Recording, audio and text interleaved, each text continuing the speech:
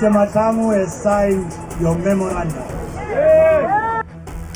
Umbutho abahlali iSANCO unyanzelisa ukuba urhulumente anike ingqalelo ingxaki ezambethe eli ngakumbi kwimiba yokungena kwabemi bamazwe ngaphandle kweli bengenazimpepha mvume ukwembiwa kwemigodi ngokungekho mthethweni nokuba nemida engovulazibhuqe. Mongameli weli umnumzana Cyril Ramaphosa umemelele ukuba iinkampani zaseMzantsi Afrika zityala imali kwilizwe lase-Angola ngokukutsho ngethuba ethetha nonondaba namhlanje mayelana notyelelo lukamongameli wase-Angola uJoão Manuel Lourenço kweli. Sisabethana nangoku izimvo kubahlalutyi bezemidlalo ngeenguqu ezenziwe iMamelodi Sundowns kubaqeqeshi bayo.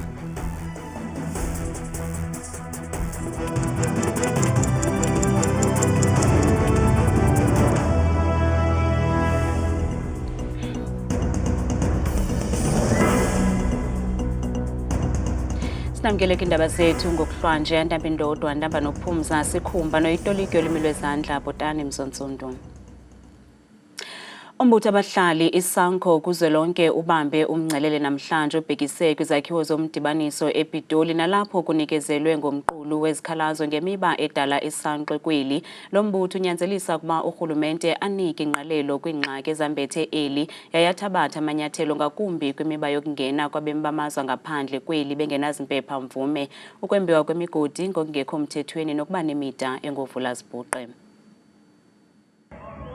I-South African National Civic Organisation zibambe umngcelele usingise kwizindlu zomdibaniso ePitoli namhlanje nalapho inikezele ngomqulu wezikhalazo ngemiba edlumzi kurhulumente weli.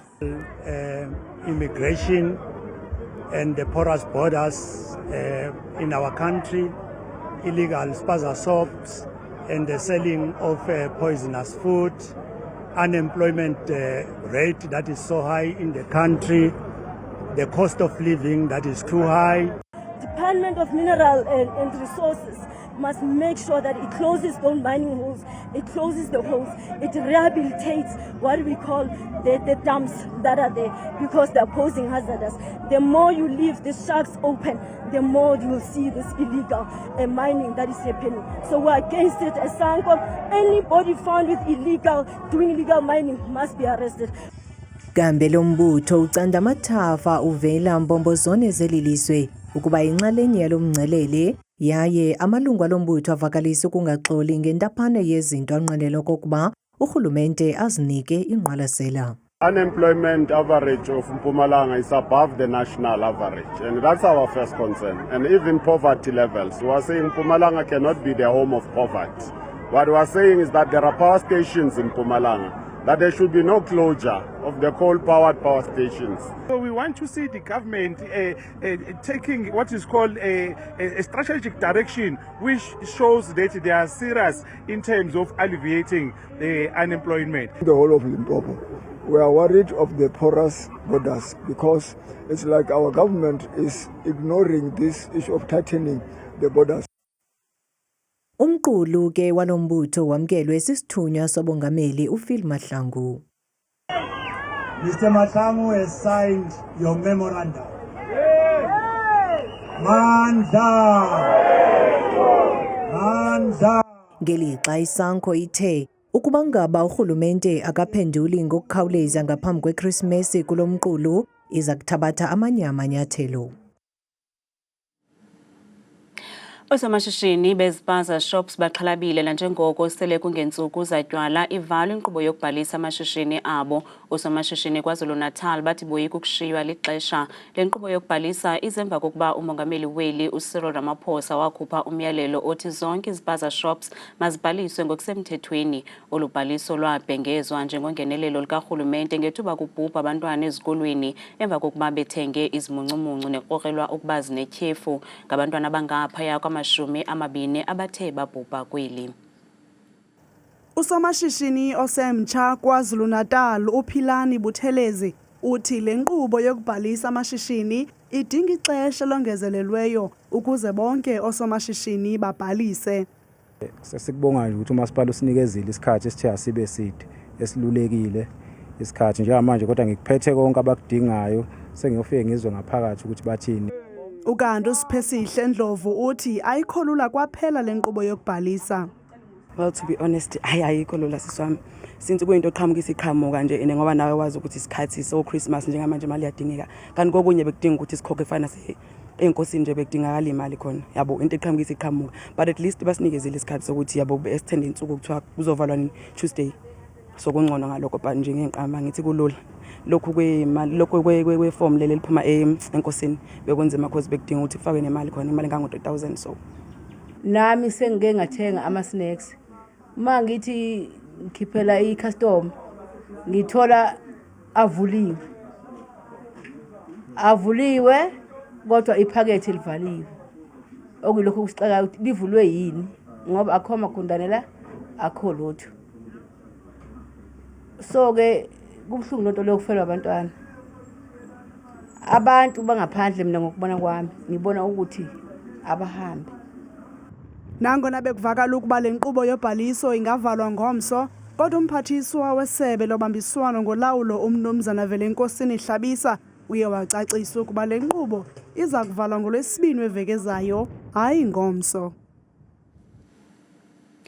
Mongameli weli uMnumzana Cyril Ramaphosa umemelele ukuba iinkampani zaseMzantsi Afrika zityala imali kwilizwe lase-Angola okukutsho ngethuba bethetha nonondaba namhlanje mayelana notyelelo lukamongameli wase-Angola uJoão Manuel Lourenço kanti olu tyelelo lujolise ekuqiniseni ubudlelwane bezorhwebo phakathi kwelizwe loMzantsi Afrika nelizwe lase-Angola. Umongameli Cyril Ramaphosa umemelele ukuba kubekho umnyinyiva kurhwebo phakathi kweAngola noMzantsi Afrika. uRamaphosa wamkele uxa wakhe umongameli João Manuel Lourenço wase-Angola kwizakhiwo zomdibaniso namhlanje ePitoli nalapho beqiniswa amatyathanga orhwebelwano. As South Africa, we are keen to see more Angolan investors enter the South African economy as well.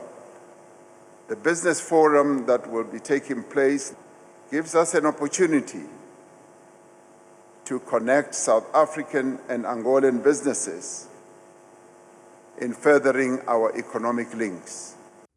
uRamaphosa uhlabe ikhwelo kwelizwe lase-Angola neloMzantsi Afrika ukuba lamazwe adlale indima enkulu ekuziseni uxolo kwilizwe laseMozambique, eCongo naseSudan.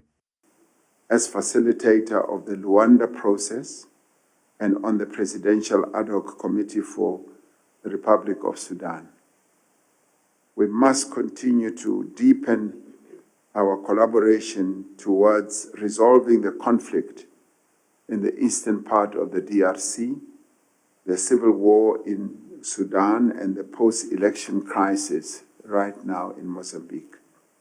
Umongameli João Manuel Lourenço uthi baxolile lutyalo-mali loMzantsi Afrika eAngola.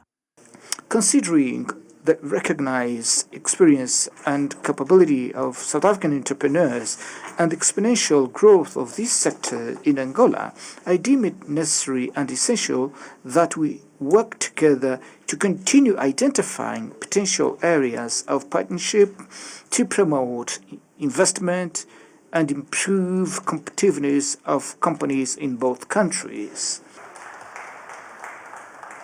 Kusenjalo umongameli Ramaphosa uthi amazwe ase-Afrika kufuneka abe phambili kwizigqibo zoxolo kumlo phakathi kukaIsrayeli neHamas kwakunye nemfazwe eqhubayo phakathi kweRussia nelizwe lase-Ukraine. Kamawaka-waka abathunywa be-EFF nabangungelene kwinkomfa yonyulo yesithathu yalo mbutho nezaqala ngomso kanti abanye babathunywa bazukuvota kule nkomfa ngenxa yengxaki kubulungu babo. Can we meet the senior bosses because we know your action that you had taken on that particular day was not your own doing. It was actually an instruction from above. Until those people then found it within themselves to come and ask for forgiveness and ask us that let's try again, let's fix our relationship.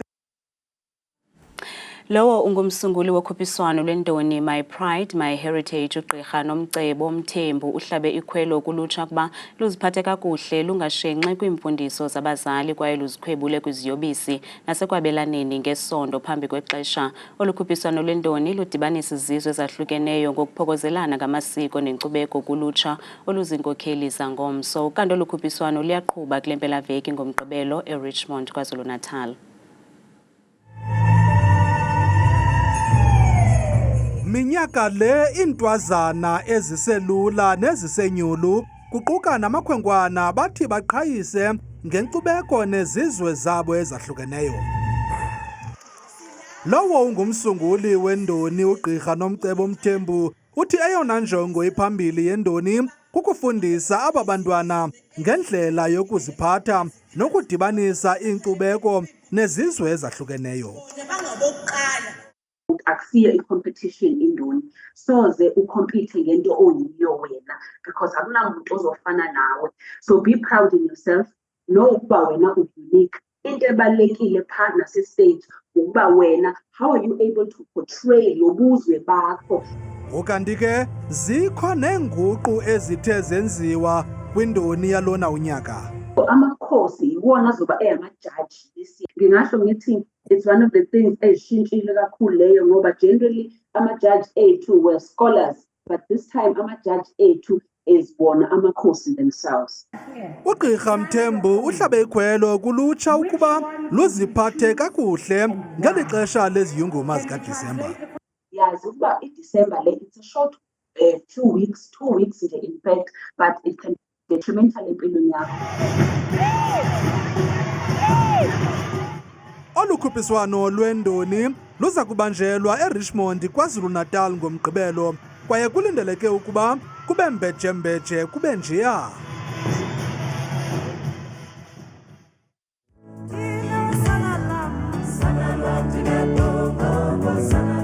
Iqela lemvumi umama uMargaret Nomvula Mcingana wazalelwe eKomani ngomhla wokuqala kaJanuwari ngo-1938. Waziwa lihlabathi ngokubanzi ngelo lizwi lakhe lixolisa umxhelo. Le nkosazana yase-Afrika ngo-2005 yathiwa jize ngewonga kumsitho we-South African Music Awards ngegalelo layo kwicandelo lomculo. Umama uMcingana wagaleleka eRhawutini ngeminyaka yee-50s nalapho wayesebenza emakhitshini. Wakhenketha nehlabathi nalapho watyelela amazwe afana neMelika, iAustralia, iNetherlands kunye neBelgium. Esaziwa ngengoma yakhe ethi Hamba Bhekile neyaguqulelwa kwesiNgesi kamva.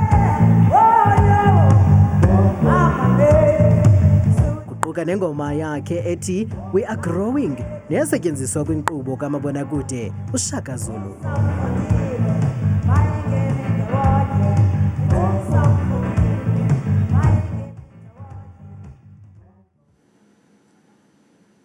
Apha estudio sihleli neqala lemvumi umama uMercy Phakela nongumququzeleli womnyadala womculo noza kuhlonipha umzila kamama uMargaret Mcingana. Silivile kancinci ibali lakhe kodwa khasityebisele uba kubani umama uNomvula Margaret Mcingana.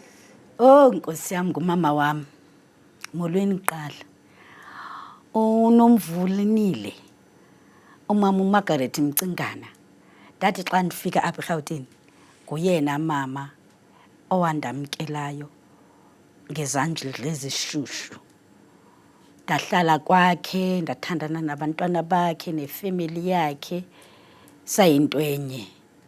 Ngakoko namhlanje ndinemincili yokuba ndiyothatha inxaxheba yokuba ndiyokumonara noba selele kodwa igama lakhe nemisebenzi yakhe akufanelekanga ibe iyalityalwa. Uyinto enkulu kum. Kukwisitalato esithiywe ngomama uMargaret apha eRhawutini nango-2001 mama uYvonne Chaka Chaka wakhupha icwecwe ngelokuhlonipha eliqala lomculo. Nango-2016 ukhona umdlalo weqonga owathi wakhutshwa ukuqaqambisa umzila wakhe kwezomculo. Ngaba mhlambi xa ujongile wena zikhona ezinye izinto ezisadinga ukwenziwa ukugcina igama lakhe liphila? Zinintsi ngoba umama Margaret Mcingana beliqala nyani apho ndabona khona ndeva khona ngaye esithi wathi ephesheya kolwandle wadibana nonina Simon edlala no Richard Smith. Unina Simon wambiza nge-Lady of Song in Africa. Babe khona bonke abanye bepha be self-exiled. kodwa waphuma naye. Ebesithi xa ngixelela and ebesithi xa ngene stage okanye ulele ngecala ngoba ebesekhubazekile. Ebesithi xa ilele ngecala indoda yakhe ihlele ecaleni kwakhe idlala ibass, string bass uBhutmongezi. Iphuma ivoice yala mama kube ngathi kududuma izulu. Andikaze ndive ivoice nje yamna. Ngonyaka ka-2000 ukusweleka kwakhe umama uMargaret, umama uFelicia Mabuza Saddle wavakalisa ukukhathazeka kwakhe ngoba siyayazi umama usweleke engenanto esandleni. Into ke siyibonayo leyo mhla nezolo amaqala oMzantsi Afrika asweleka engenanto. Ingaba intoni eyabangela lonto? Ingabi khona mhlambi nento nokwenziwa ukunqanda lonto? Uyazi into yenziwayo ngabantu abaphuhlisa amashishini abo ngabaculi ibhlungu. Kwaye into yenziwa ngugovernment wethu ongasihoyanga.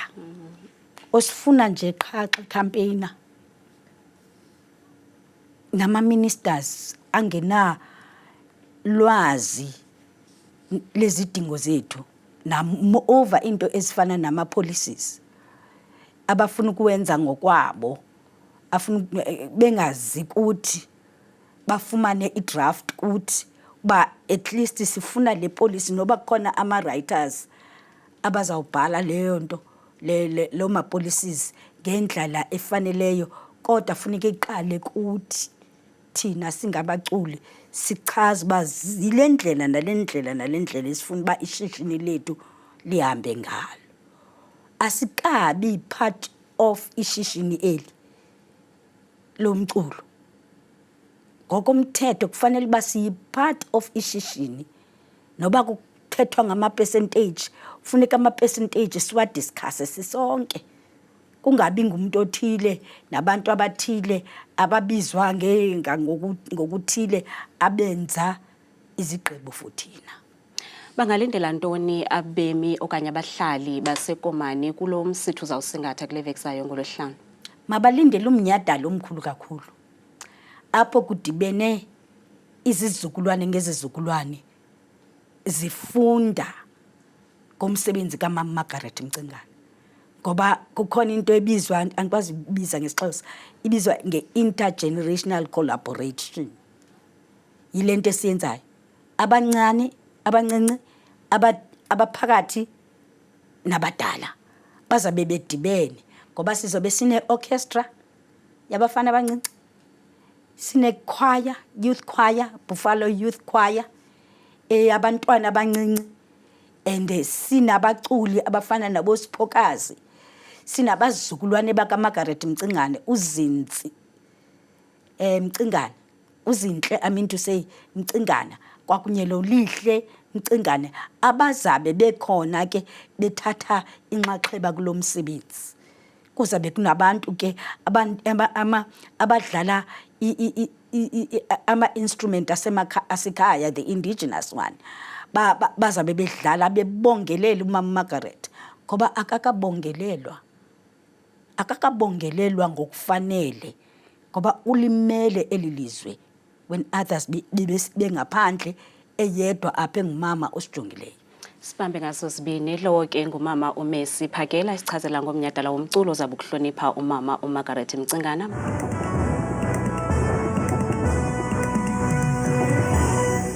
Kakhuluke mamqwathi noma mzango kwideska yendaba ndiyakubulisa nawe mbukeli wami ekhaya ndikwamkele bethunakala kuchannel 163 ku-DSTV apha eqongeni lam le Muslim lakhe igama lam ndikuthabile makhaphela ndingumamthembu mvanje bethuna nantsi imozulu siye sivule kaloku mbukele ekhaya ngokuphawula nje izigaleko zamvanje apha eMzantsi Afrika kuphela nokumeka kuthanda bamandundu kakhulu phaya kumntlampu apha eMzantsi napha kumazantsi futhi eFree State kovelcom kwasekuseni pha bevuswa futhi lelo shumi elikhathwa sisithoba kanti kutshise mpela ngorhatya phaya ngala mashumi 3 nje abe nesihlanu kanti ke amaqondo wakho phansi naphezulu lokuqala nqa iphondo kusempondweni lasempuma koloni ngomso pha kumantla futhi ekomane evetlisi ko-alvani kwasekuseni pha ngamafu ngala 10 degrees baqhube noko ke kufudumala kamandi phaya ngemva kwedinala ngamashumi 3 nje abe nesibini mbukele ekhaya nansi bethina kwakhona koleke imozulu kusephondweni elise-Free State apha eMzantsi Afrika kumazantsi futhi Bloemfontein phaya nendawo ezikufuphi kwaxesha lasekuseni pha bevuka nje ngelashumi likhathwa sisihlanu kuyatshisa ke xa beyivala beyisonga lamini kwakhona ngamashumi 3 nje abe nesithathu mbukeli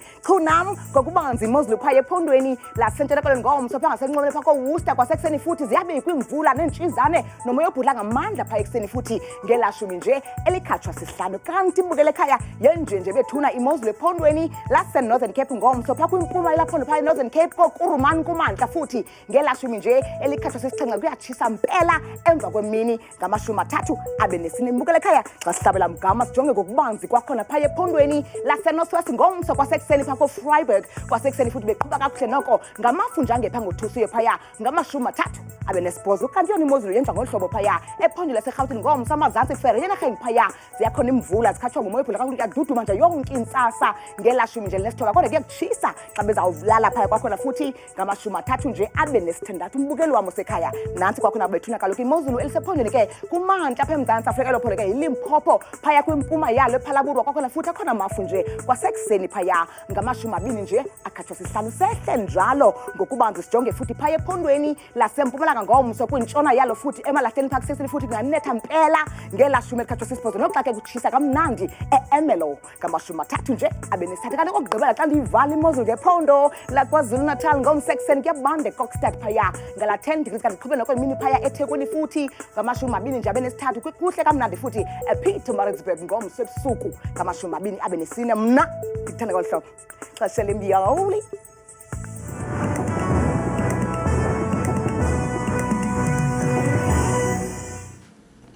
kamnandi mawethu.